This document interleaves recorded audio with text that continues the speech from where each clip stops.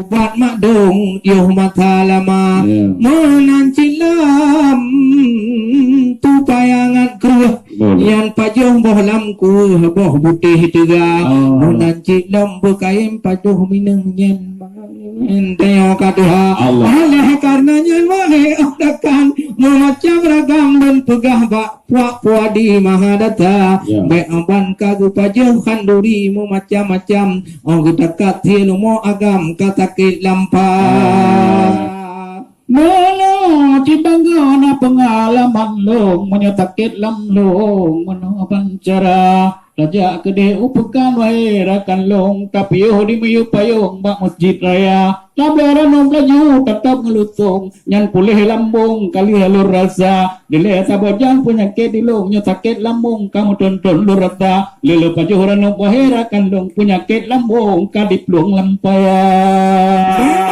Butoy wangi rakan long nyan pulakit lambung lampajong boh meriah cuma kamu takit bohnya hai kaum tajak je gampung musuki lagoina tetapi yang penting Tuhan tolong nyatakil lamong luar biasa letak ubat di sekitar kampung tapi rangkalon buo lagoina gala pajah ubat toko di getanya hai kaum yang kejut obat umum 60 tahun kal Tehatan lena pulam anggota katakil ladum wahai kaum kakadar gula karena tak jauh lawai nyomu tonton yang letak racun dalam tubuh kana yang ada disomprot sampai titip ton tak jauh kaum luar biasa nyotanya pikir sedirakan lon letak lum kaum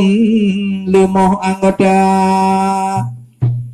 Benar sama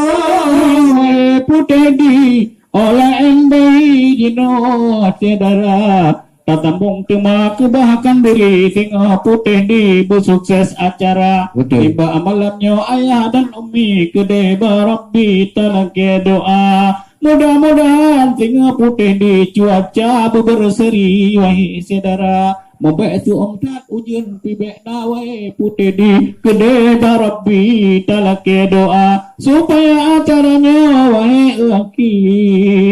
beena putih di halangan bermakna oleh sebabnya wahai putih di nyokajet peherapai wahai sedara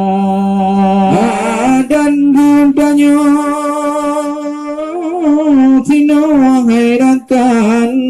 Betapa timang wangi sedara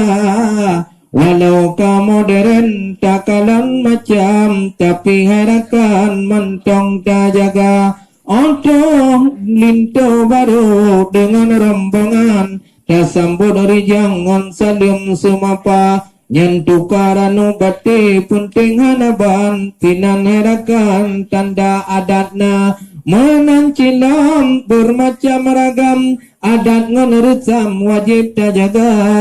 walaupun getanya